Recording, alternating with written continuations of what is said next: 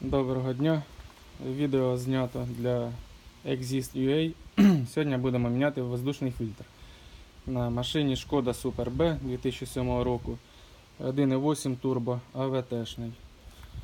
Фільтр марки VIX придбаний на Exist.ua. Номер.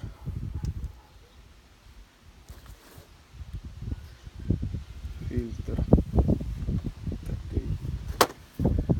Для цього потрібно нам відкрутити тут, зняти оцю кришку. Там знаходиться сам фільтр.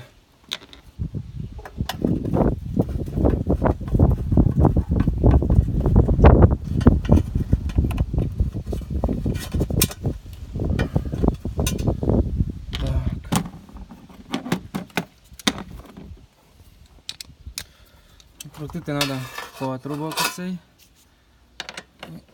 і оцей. Так. Зняти хомутик, щоб він не загубився. Знімаємо патрубок, повіщолкувати ці защолочки. Опа. Акуратно, щоб вони не погубилися. І ось де сам фільтр. Воно вже впало.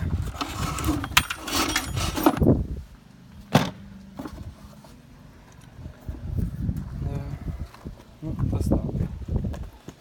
Фільтр марки VIX придбаний на Exist.ua.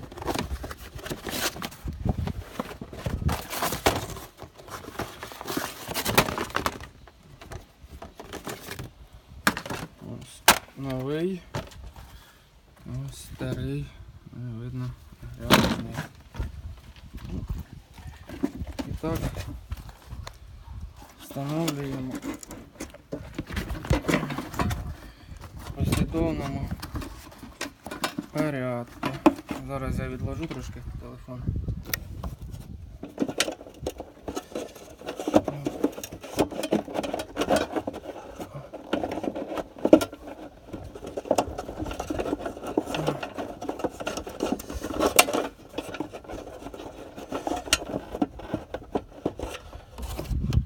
Так, новий він вже стоїть, а ось старий.